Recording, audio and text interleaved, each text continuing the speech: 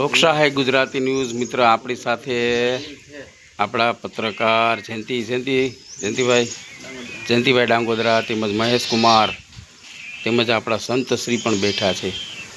તો જયંતિ, વાવડાની અંદર ભાઈ વરસાદ કેવો થયો છે? જીતુભાઈ, વાવડાની અંદર વરસાદ 24 કલાક પડ્યો. 24 કલાકની અંદર કમસે કમ 6 ઇંચ જેટલો વરસાદ થશે. 6 ઇંચ જેટલો વરસાદ. 6 ઇંચ જેટલો વરસાદ થશે.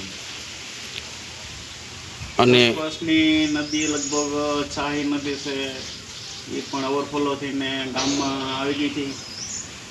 પછી પ્લોટ વિસ્તાર ગણાવો તો એમાં પણ ઘૂંટણે પાણી બધી ફરી ગયા હતા. એટલે વરસાદ બહુ સારામાં સારો એમ. નુકસાની કંઈ ખરી? નુકસાની અત્યારે તો કંઈ છે નહીં. પાણી મતલબમાં લોકોને આમ ઘરમાં કદાચ 20-25 મિનિટ વધારે હાલી ગયું હોત તો ગળી જાત, પણ હજી કોઈના ઘરમાં ગયા નથી.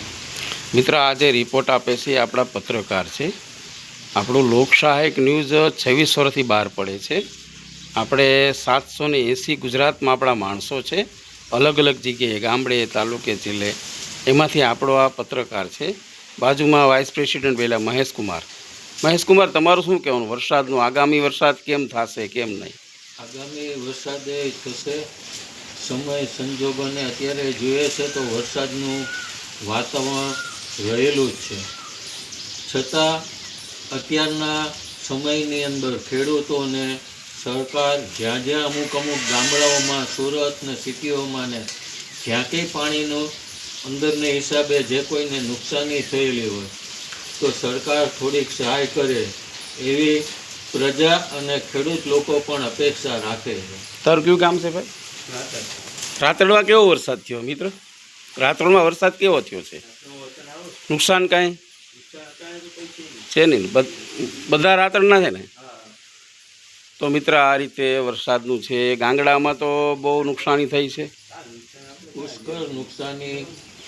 દરેક ઘરની અંદર પાણી ભરાઈ ગયેલા છે.